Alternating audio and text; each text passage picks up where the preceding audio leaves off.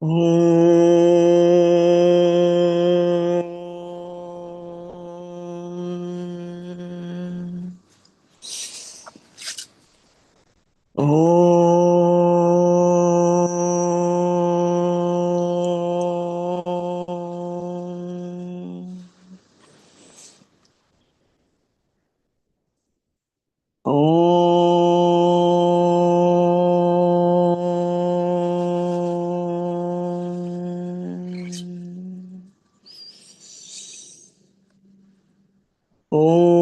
सहना भवतु सहनौ भुनक्तु सह वीर्यङ्करवावहै तेजस्विनावधीतमस्तु मा विद्विषावहै।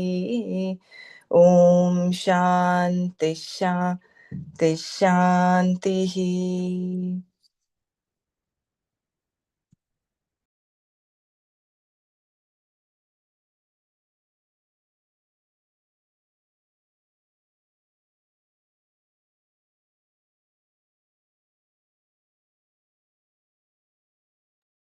नारायणं नमस्कृत्य नरं चैव नरोत्तमं देवीं सरस्वतीं व्यासं ततो जयमुदीरयेत्।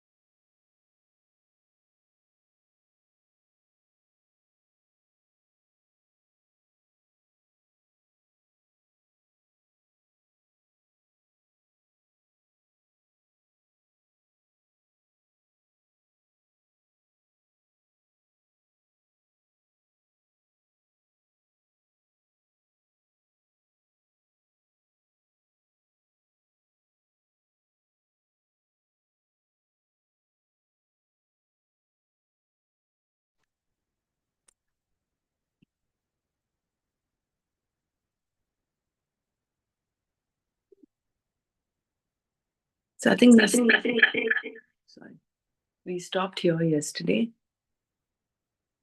Where is this? Yeah.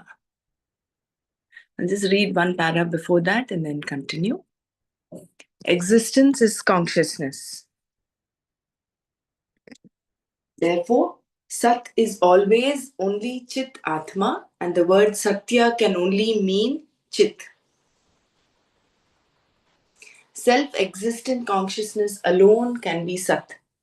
Either word, Sat or Chit, will bring in the other word, because what has to be Chit has to be Sat, and what has to be Sat has to be Chit. Thus, the Sat will bring in Chit, and Chit will bring in Sat. Because everything depends upon the Sat Chit. Sat Chit becomes limitless. Ananta Ananda. The word Ananta means limitless, and consciousness is Ananta. It is also said to be Ananda because people are always looking for Ananda. If everything depends upon Sat Chit, is there any limitation for Satchit Atma? There is no limit because everything is Satchit Atma. Therefore, from the standpoint of the Satchidatma, there is no distance between itself and everything else, nor is anything separate from it. In any cognition, the subject is Satchidatma, the object is Satchidatma, and the means of knowledge, the thought, vritti, is also Satchit Atma. All three are Satchit Atma alone. Thus, Satchidananda is the Swarupa of the Atma. So this is an important point here. There is no distance between itself and everything else, nor is anything separate from it. So the subject is Satchidatma, object is also Satchidatma, and the means of knowledge, the vritti, is also Satchidatma.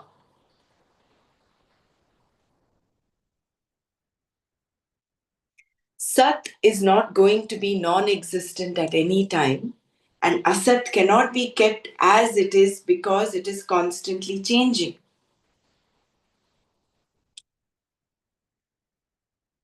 Sat is the meaning, the content of the Sat Buddhi, and the content of the Asat Buddhi is name and form. When we say the pot is, the chair is, the table is, the man is, the woman is, the tree is, the is in all of them is the Sat Buddhi. That is common and is always qualified by the name and form called tree, pot, table, chair, and so on. Why do we say name and form? Because whatever you consider depends on something else, which depends on something else, and so on. Whenever we say something is, the is the basis, the satya, and the nama rupa is mithya, depending on this sat.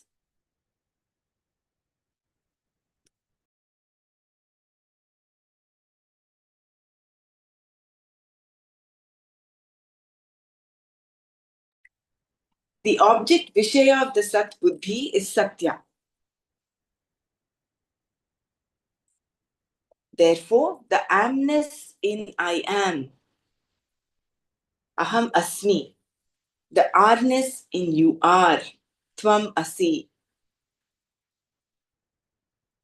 and the isness in he is, Saha Asti, and that is Tad Asti, are all one and the same. I will repeat this one. The object Vishaya of the Sat Buddhi is Satya.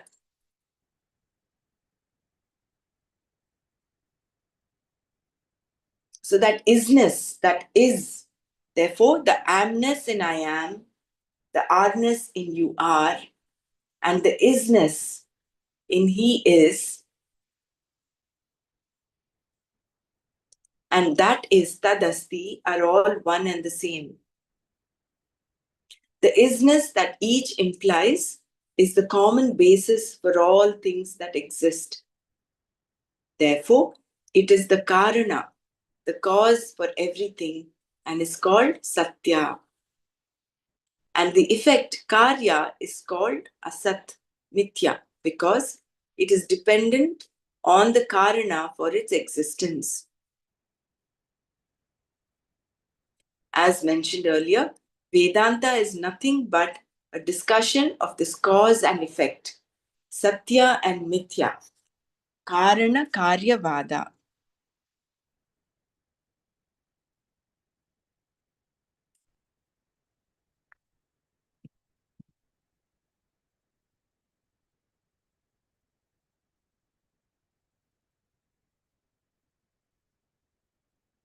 So there is no distance between the Sat Buddhi and the Asat Buddhi. As in, there's no distance. The subject, the object, and the knowledge vritti, with which the means of knowledge, that is the vritti with which you perceive this, they're all the same. See, the subject is Satchidatma. Therefore, from the standpoint of Satchidatma, there is no distance between itself and everything else, nor is anything separate from it. So, in any cognition, the subject, whenever you perceive or cognize anything, the subject is Satchidatma, that the I. The object is also Satchidatma. because that is the karya, that is the effect. The effect is nothing but the cause, is not separate from the cause. And the means of knowledge, the thought vritti, is also Satchit Atma. All three are Satchit Atma alone. So this is actually realizing this would be knowledge. But the problem we have is that we just hold on to the changing name and form and consider that as Satya, not realizing the actual karana behind the karya.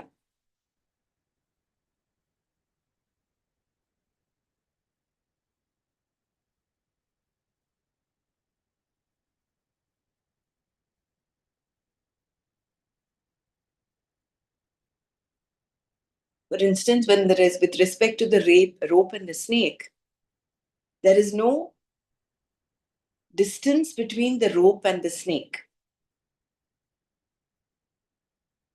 As long as you're seeing the snake superimposed upon the rope, there is there's no difference, because they are one and the same. As in, and also the thought vritti, that it is a snake.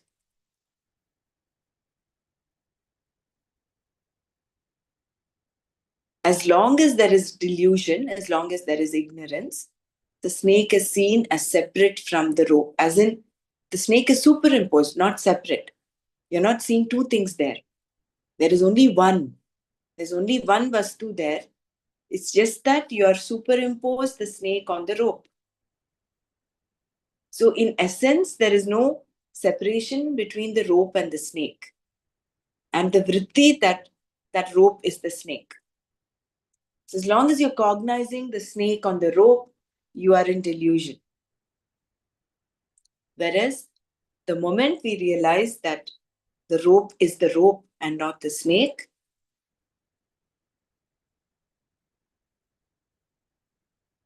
that is realization. That is knowledge. A product and its cause. Anyone wants to share anything?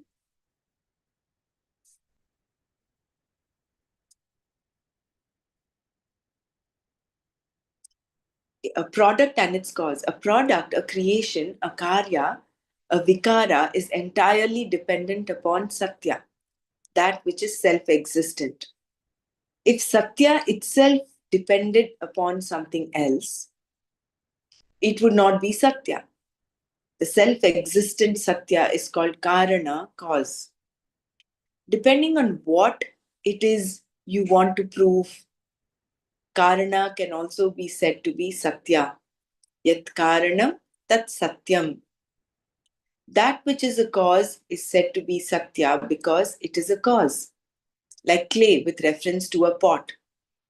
Because clay is the cause for the pot, it is satya, but only for the pot. Please understand. Another example is thread as a cause or satya for the cloth. Thus, from these two examples, we see that satya is karana and karana is satya. So, anything that is self-existent is satya. Then that is the karana, the cause. With reference to a product, a creation, we are going to prove something. In Shankara's Bhashya on this verse, he says that a product is mithya. Yat karyam tat mithya. Mithya means asat, the word used in the current verse. These kinds of statements reflect a style that we will be coming across later. A product is mithya because it is dependent upon a cause, as is the case for cloth. Whereas sat is not dependent upon anything else and undergoes no change whatsoever. Satah abhavaha na vidyate. So two things. One, it is not dependent on anything. Second, it does not change. And third, it is eternal. Because the object of Sat Buddhi is Sat, and the object of Asat Buddhi is Asat, we have the Sat Buddhi at all times.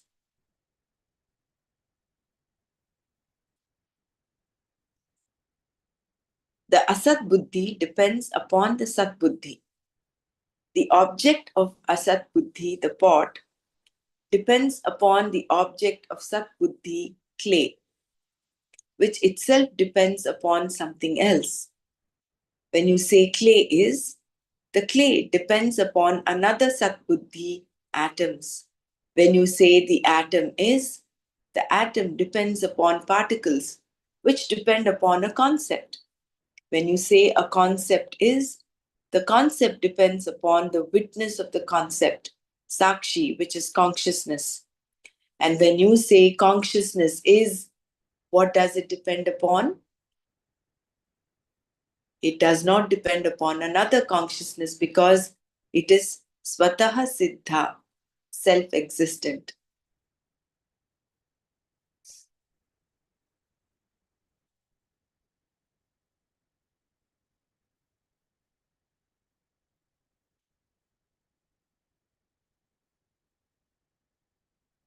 So, this consciousness, the chit that we were talking about yesterday, is that knowledge principle. Like right now, as I'm reading, you know that something is, you are listening and you're understanding that that ability to in us that is knowing, that aspect is that chit.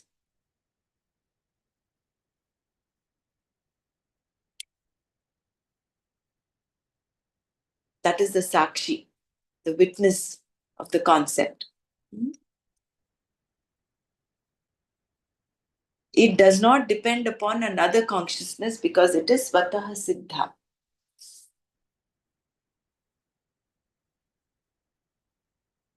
Therefore, nothing can be Satya except that which is self existent. This is all that is being said here. That which is self existent is Atma, and that alone is Satya. Everything else being dependent upon Satya is Asat. For the Satya Atma, there is no non existence, Abhava, whereas for the Asat, there is no real existence. The experience of seeing objects is there, but these objects are all in the transactional world, Vyavahara, and therefore have only an empirical reality. About these two, Sat and Asat, a final understanding and ascertained conclusion, the ultimate knowledge is arrived at by the seers of the truth of Brahman, Tattva-darshibihi, Anayoho Ubayoho, Api Antaha tu Drashtaha. The Tattva-darshi is the one who is capable of seeing the truth, Tattva of everything. Tattva is the abstract form of the pronoun Tat. The pronoun tat means that and can stand for anything from apple to zebra, as indicated by the word in Sanskrit for pronoun, sarvanama, meaning the name for everything. Therefore, the word tattva means the truth, the intrinsic nature of a thing, anything. Tattva actually means tasya bhavaha tattvam. The nature of a thing is called tattva.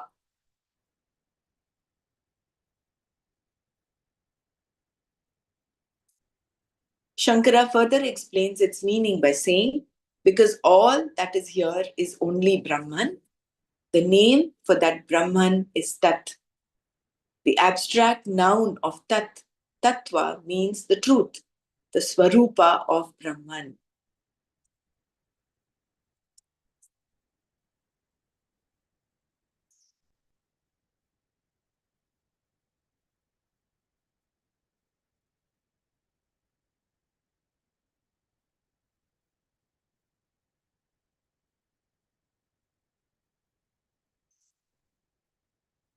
So let's do Manana on this before moving on to the next part.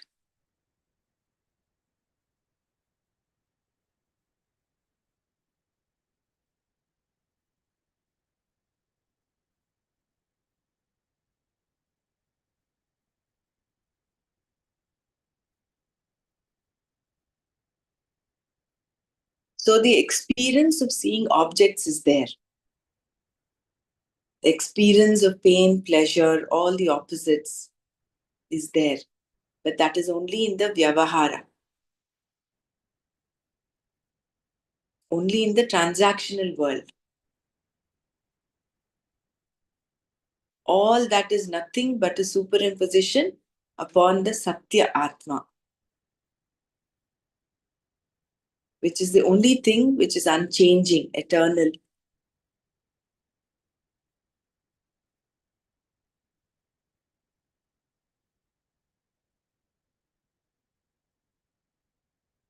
And that Satya Atma has as its Swarupa Sat Chit Ananda.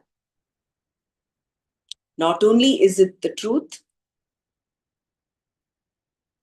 that remains unchanged and is eternal, it is also consciousness. And it is also Ananda.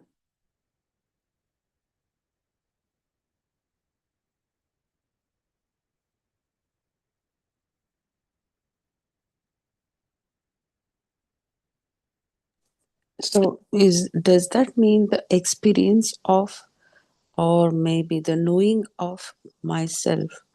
Like for us now, for me, it is a concept, intellectual concept that I'm Atman. But when you said that there is no, the experience is in the Vyavaharik Satya, then how do we experience that?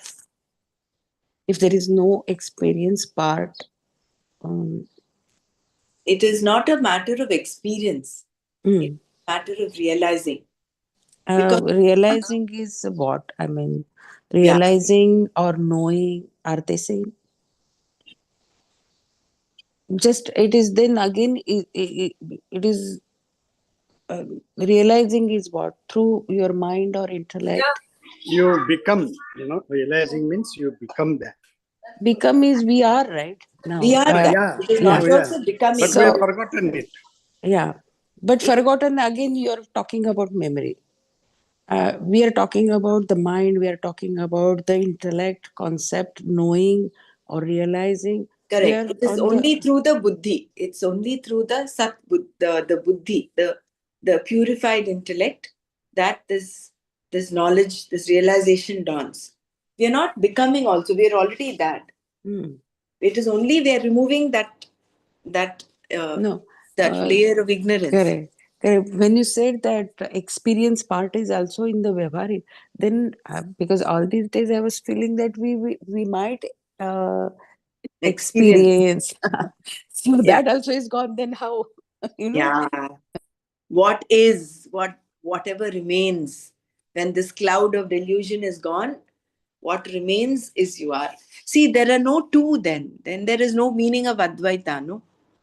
If you're experiencing, it means there is an experience, some object that is experienced and the experiencer. There are three things for any experience. But here earlier we saw all the three are nothing but Satchidatma. So there is only one. See, that was what was said initially. That point was, where is that?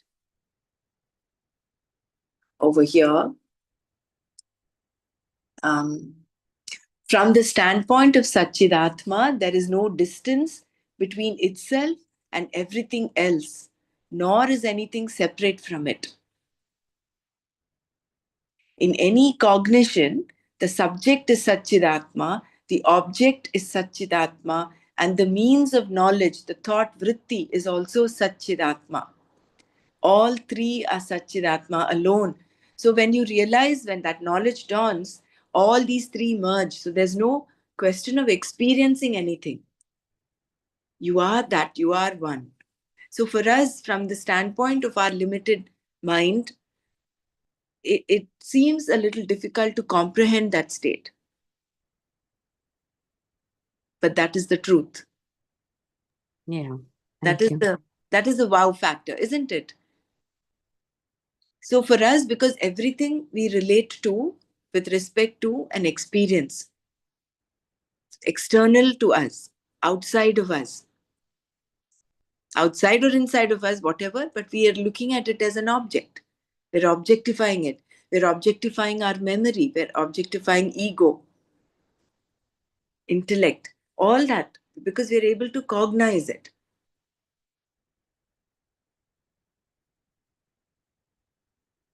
But when we, with this knowledge and with the practice of meditation, when we've done enough Shravana, Manana, and Nididhyasana, when all those obstacles are all removed, the pratibandhakas are all removed that keep blocking our vision, then when that happens, that in that pure state, still state of the intellect, where all the vrittis have settled down, in that state, in that pure intellect, then that realization that there is only one.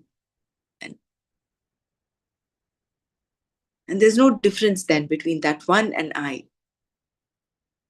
As long as there is the small I, big I, this confusion will last.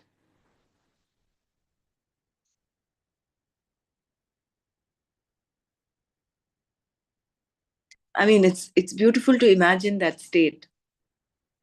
It's at the same time beautiful, at the same time also a bit scary, because it's all about losing your identity. We are all holding on to our identity, this body, everything else, whatever else we are holding on to. But there, it's a matter of dissolving. It's a matter of the wave merging with the ocean.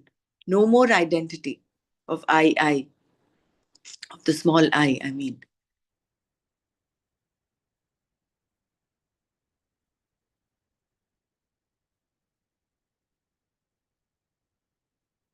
It's very intriguing to imagine that the state of, no wonder Arjuna had the question coming up.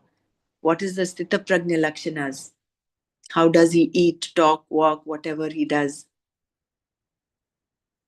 Because he must also be imagining, oh, so if this is what a jnani is, how does he behave? How does he eat, sit?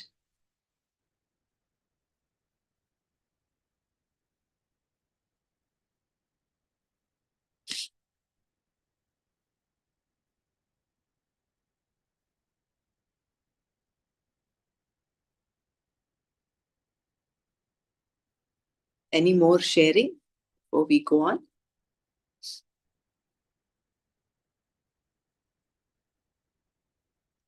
So when we say Om Tat Sat, that Tat is the Sarvanama.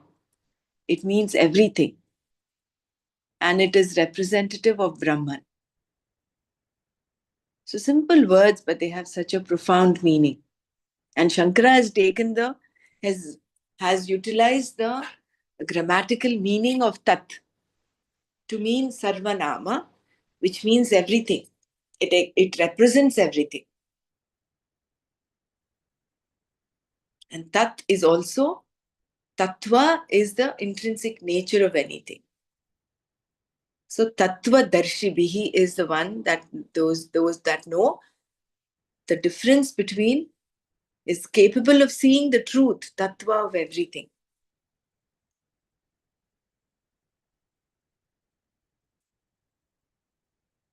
I think coming back to this knowledge, what is this knowledge? What is jnana? Is very nicely described, I think, in the 7th chapter, 7th or 13th chapter, where all those beautiful, some 30 or 27 plus odd, the qualities of a jnani are described.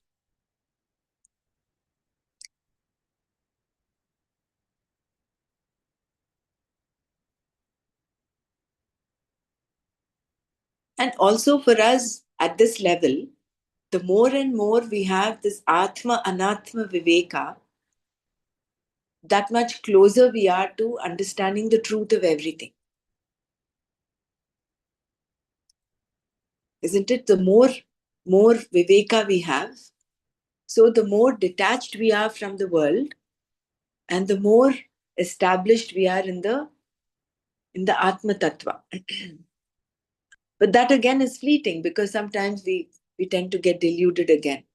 So the more and more we practice this Viveka, Atma Anatma Viveka, and for that all our 5 beautiful points in the happiness course are those that keep bringing us back to the center.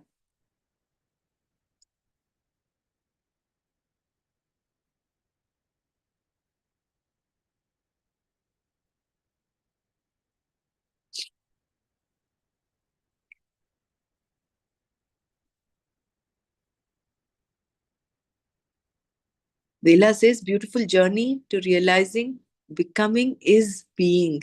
Yes.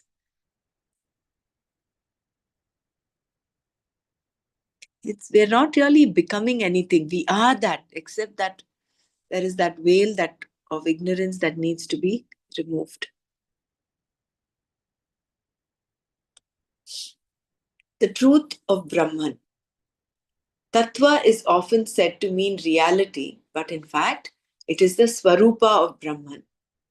That Brahman is unqualified existence, Satya, knowledge, Jnana, limitless, Ananta, pure, Shuddha, timeless, Nitya, etc., can be understood through the various implied meanings, lakshanas of each of these words. Brahman is the cause of the world, Jagat Karana, and at the same time is itself Satya, Jnana, and Ananta. This then is the Swarupa of Brahman and is called Tattva. Brahman is not only Satya, but is the Karana for everything. Therefore, everything is Brahman. Brahman plus all names and forms is all that is here.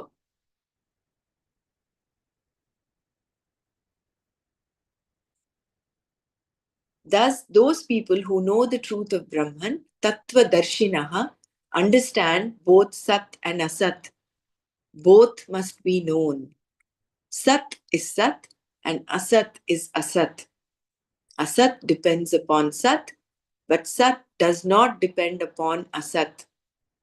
Those who know the truth of everything, Tattva Darshinaha, are called Panditas, the ones who, as we saw earlier, do not come to grief. Why? Because they know the truth. Now, why are you sad? Is it due to Asat or Sat? If you say you are sad because Asat is going, you must see that going is the nature of Asat and that it is not real. Therefore, you cannot cry for the Asat. When one's understanding of Satya is lacking, then Mithya becomes Satya, resulting in confusion. Without Satya, there is no Mithya. Mithya must be understood as Mithya and Satya as Satya. Only then does everything fall into its own place. Satya does not elicit any sorrow, and Mithya does not have the status to cause sorrow. If there is sorrow, it is Mithya.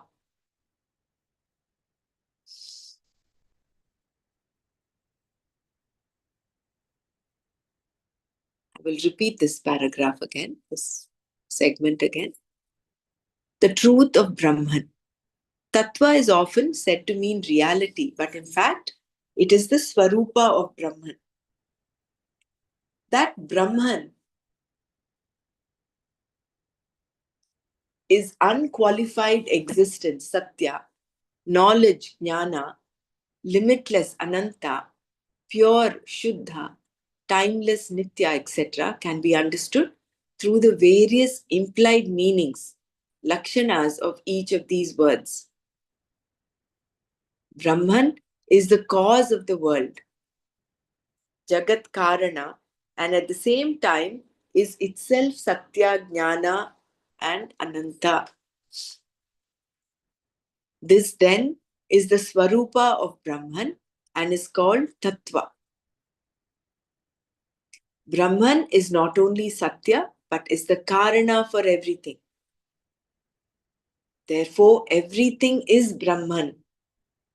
Brahman plus all names and forms is all that is here.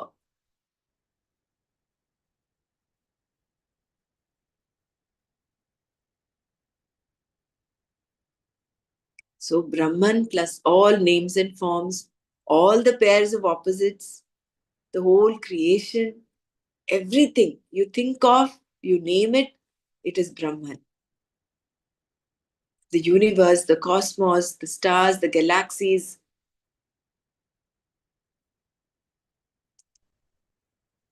the biggest of the biggest to the smallest of the smallest. Brahman pervades everything. Why? Because Brahman is the Karana. So the effect cannot be different from the cause. Thus, those people who know the truth of Brahman, Tattvadarshinaha, understand both Sat and Asat. Both must be known. Sat is Sat and Asat is Asat. So we need to know the world, that the world, Asat world is Asat. Asat depends upon Sat, but Sat does not depend upon Asat. Those who know the truth of everything, Tattvadarshinaha, are called Panditas. The ones who, as we saw earlier, do not come to grief. Why? Because they know the truth.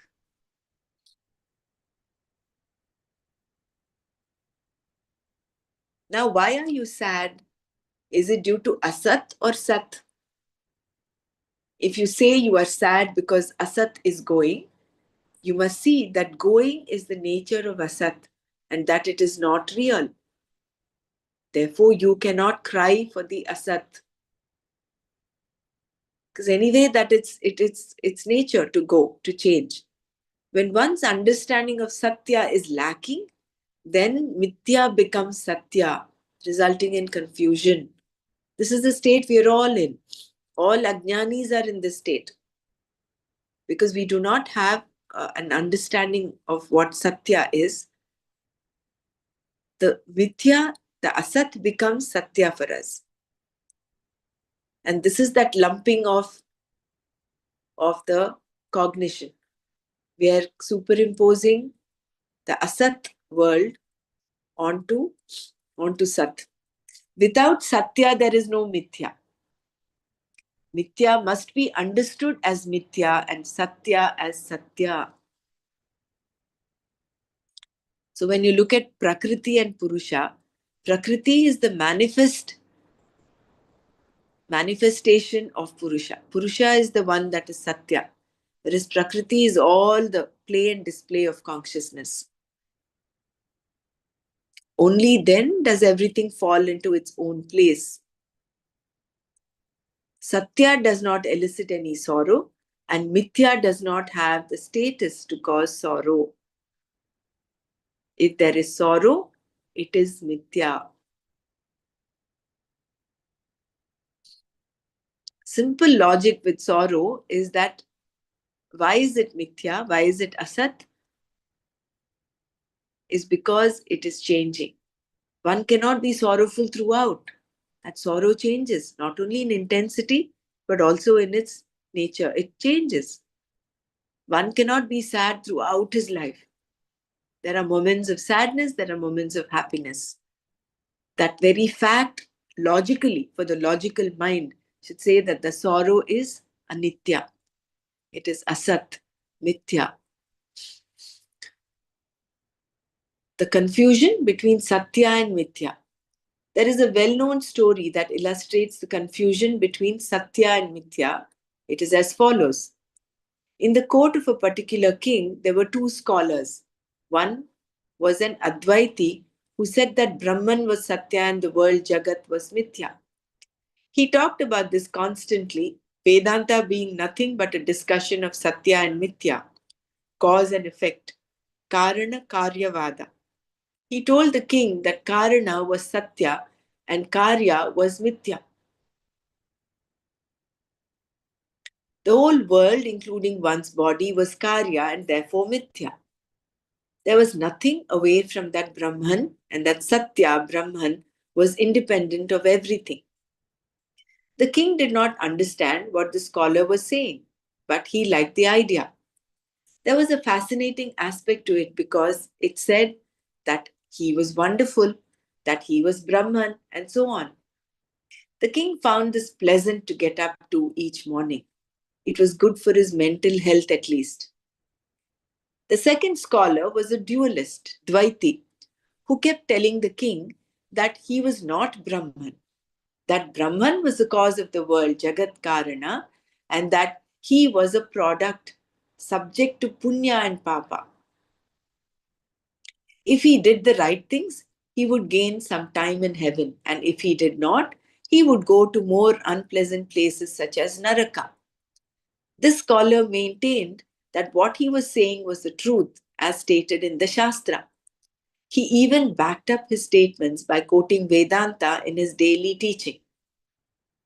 The king listened to both of these scholars because he wanted to be impartial, although he generally slept in the second scholar's class. This made the second scholar a little jealous of the other one, who seemed to be getting more attention from the king. The time came when the king went on a big pilgrimage accompanied by a large retinue, including his two teachers. As they walked through a forest which was infested with many wild animals, they were confronted by a huge elephant with enormous tusks. The first scholar spied the elephant first and cried out, "Elephant, Maharaj, elephant!" He then began to run, and of course, everyone else ran too. It should be remembered that these Advaitis are all very alert people, and because they understand things as they are absolutely practical also. Because they are not encumbered by projections, problems, or shadows, they are free to deal with things objectively. And so, this scholar was the first to see the elephant and run. The king also ran, along with the Dvaiti and the others. After this adventure was over, the king decided to camp and start out again the next day when there had been time to check for safety. While the king was relaxing, the second scholar went to him and said, "O Lord, did you see how our Advaita Guru ran?" The king remarked that he indeed had run very well. In fact, he reached safety before any of the others. "That's what I mean," said the Dvaiti. "He says the world is mithya, and yet he ran away from the elephant. If this world is mithya, then the elephant must also be mithya. Why did he run from a mithya elephant? Everything he has been teaching in all so much is all so much verbal nonsense. That is why, Maharaj, I told you that there is no mithya. Everything is satya." The second scholar then pressed his point a little further. "I do not understand his running, given what he teaches. Perhaps Maharaj understands it better." The king also found that it did not make sense to him. So he summoned the first scholar and asked him to explain himself. Out of respect for his teacher, the king gave him an opportunity to explain himself. He said, "Sir, you said everything is mithya. Therefore, the elephant is also mithya, is it not?" The scholar agreed that this was correct. "Then why did you run away from the elephant?" the king asked. "Maharaj," the scholar replied, "the elephant is indeed mithya. But when did I tell you that running was satya? Running is also mithya. Please find any sorrow or fear in me. There is none. I just did what was to be done." This is the vision. Vedanta says that everything is Satya from the standpoint of the Sat Buddhi, and everything is Mithya from the standpoint of the Asat Buddhi. The vision does not exclude anything. We have to understand everything. Any action, karma, is Mithya. For example, we talk of running as an action. But if we do some inquiry into this so-called action, we see that we cannot categorically say what is running. Whether lifting the leg is running or placing the foot is running. We cannot say. This is true of any action. Therefore, it is all mithya. The person performing the action, the karta, is mithya, as is the action kriya. Therefore, the whole thing is mithya. Only Atma is Satya. Once you see both Satya and Mithya very clearly, as the Panditas do, there is no reason for sorrow. Lord Krishna has shown that what is Sat, self-existent, does not have abhava at any time, meaning that there is no end, no non-existence for it. Sataha abhavaha na vidyate. And Asat, being only a name and form, depending upon the Sat, has no real bhava, no real being. Therefore, it is mithya.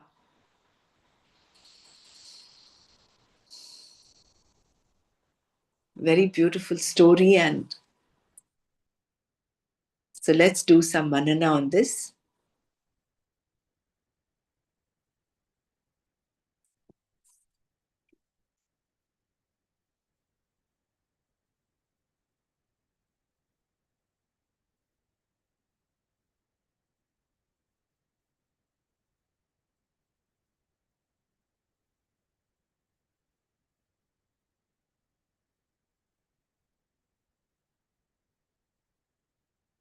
So basically, we Tattvadarshinas, the Darshinaha, they understand Sat as Sat and Asat as Asat. Knowing both is important. Knowing the empirical world and the existential. What is existence? What is Satya? What is Satchit Ananda?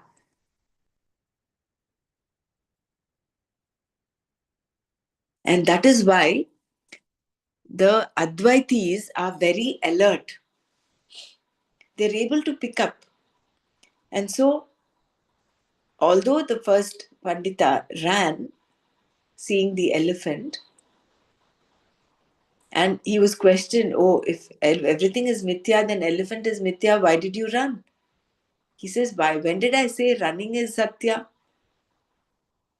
Running is also mithya. He only did what was to be done,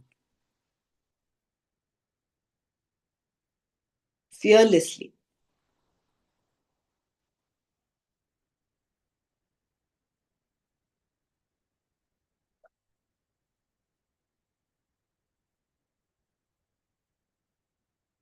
So he has the distinction very clear in his mind. That discrimination is very clear. So just because he's an Advaiti, he will not put his finger into the hands of a lion. He knows the lion is a lion and that the lion is a wild animal.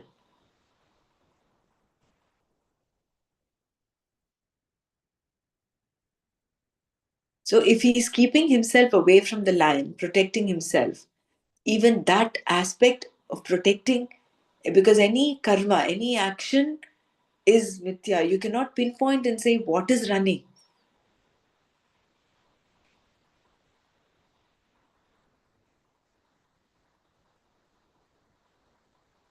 So basically, all actions are into the basket of mithya. And let's all share.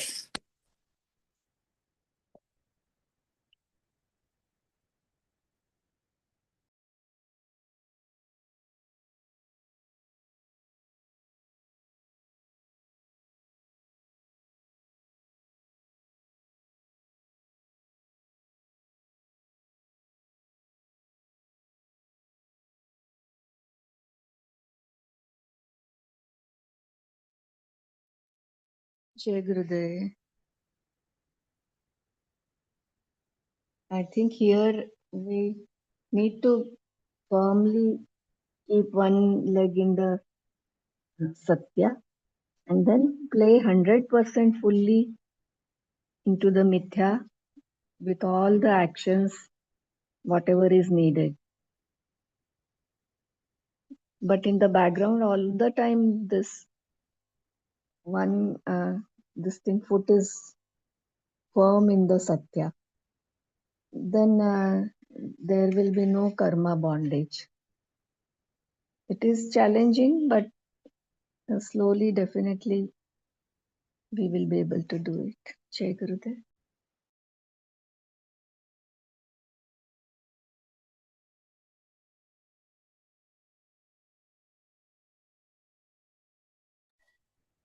The last paragraph, which is the gist, Can you read once again, Brahmaraji?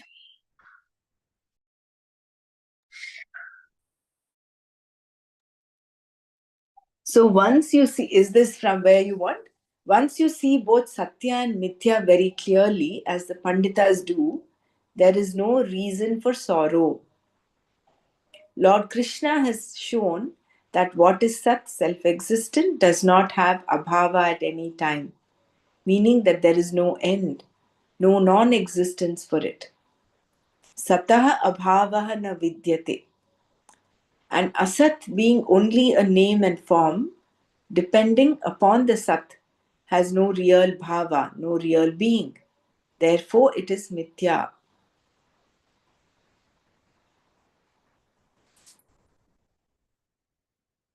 So I'll read this out. Yeah. Thank you.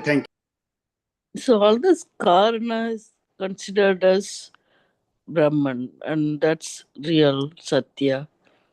And whatever the karya, the action, um, is Mithya. Yes. In meaning, uh, yeah, the action is Mithya, and they are not. The action is depending on something, right? That action is not by itself done. So it has to depend on something. So anything that dependent, that becomes asat. And the other, the satya is Brahman, is the sat, which is you said all the lakshanas, right? Like nitya, and it is eternal, and it's suddha, it's pure, and what else did you say? It's not changing, and one more thing I forgot. Ananta, limitless. Yeah, ananta, limitless, right? Limitless. Of course, Chit, that is existence and the knowledge part. Um, it sounds very clear here, to understand in terms of what the mithya is, even though people say you cannot say it's mithya because it's obviously happening in front of your eyes and it's all that is real, but it's as though real, but it's not real. Actually, these three lines have a lot of meaning here. When he Mm, says, Maharaj, the elephant is indeed mithya. But when did mm, he tell you that running was satya? Running is also mithya.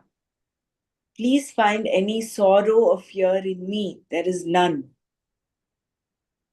mm. He's a pandita. He knows sat and asat. He knows there is only advaita. Therefore, there is no sorrow or fear. He ran not out of fear of the elephant. He ran because that was what is to be done. Yeah, obviously, this we read this somewhere. I mean, there was another story about it, right? And um, anyway, um,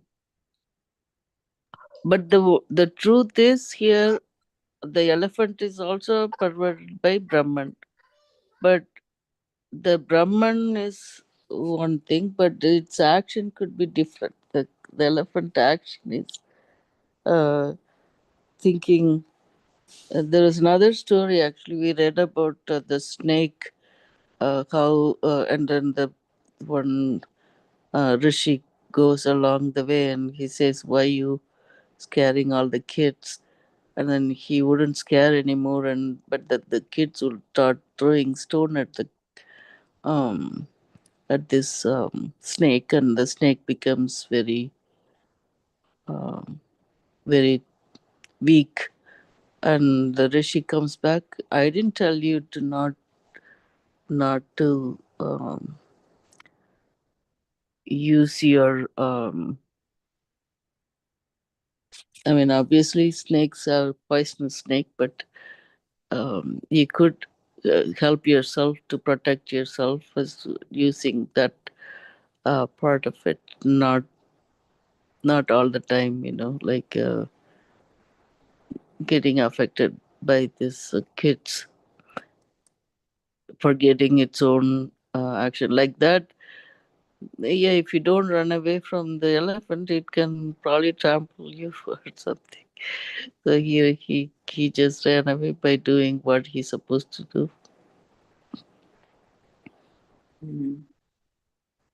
Yeah, I think we'll do a little more manana on this because this is important to understand. Let's Brahmaraji, continue tomorrow. Brahmaraji, Yes. just a minute, confusion.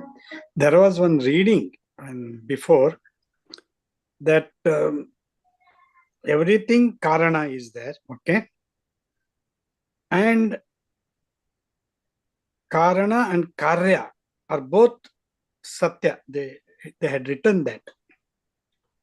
No, that was the Dvaiti. Dvaitis.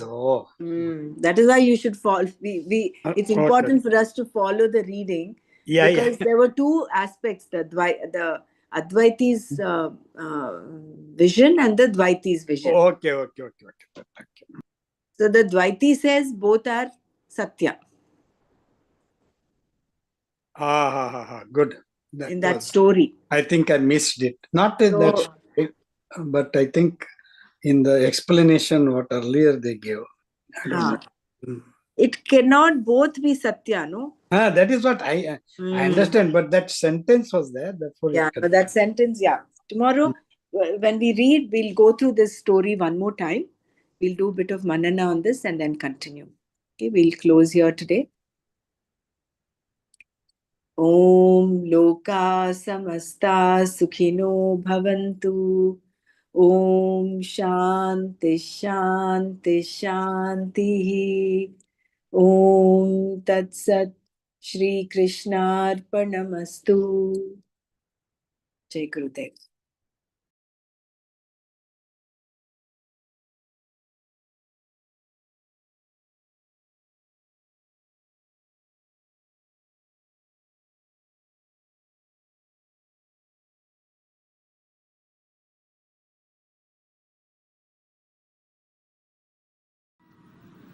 Meditation is accepting this moment, living every moment totally with depth. Let us keep our spine erect and body relaxed and eyes closed. Relax your shoulders. Keep a big smile on your face.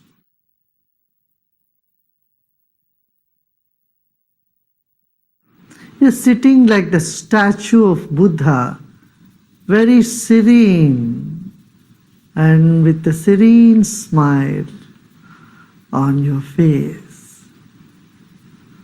Relax your body.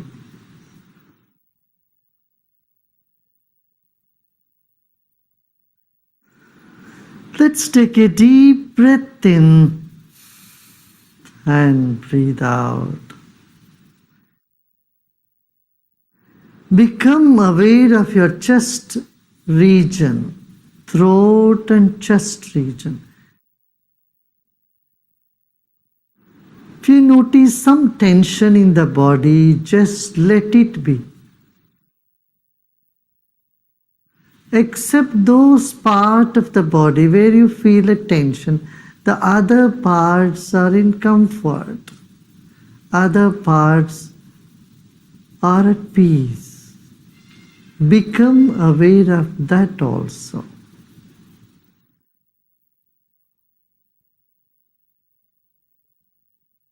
There are many good things about you and inside of you.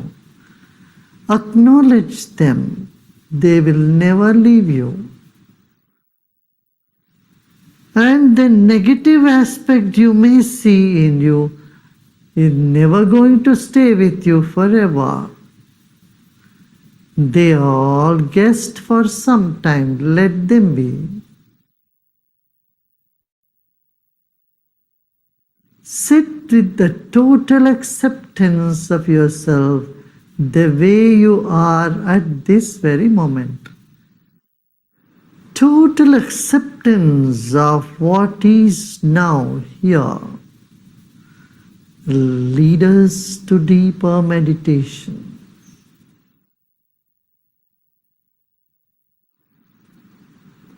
Let go of all the efforts.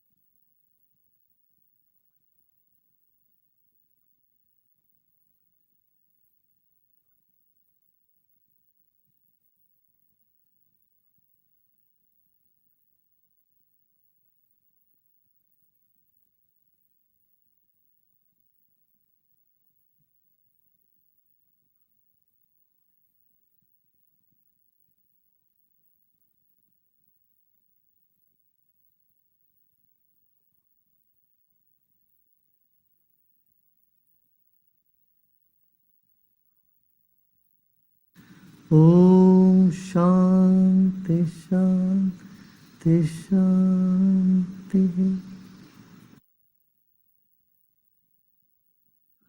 Let go of all your effort and be in this emptiness.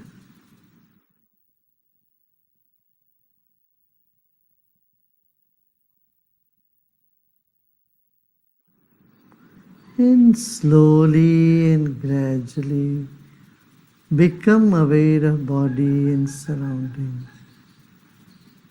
And you may gently open your eyes.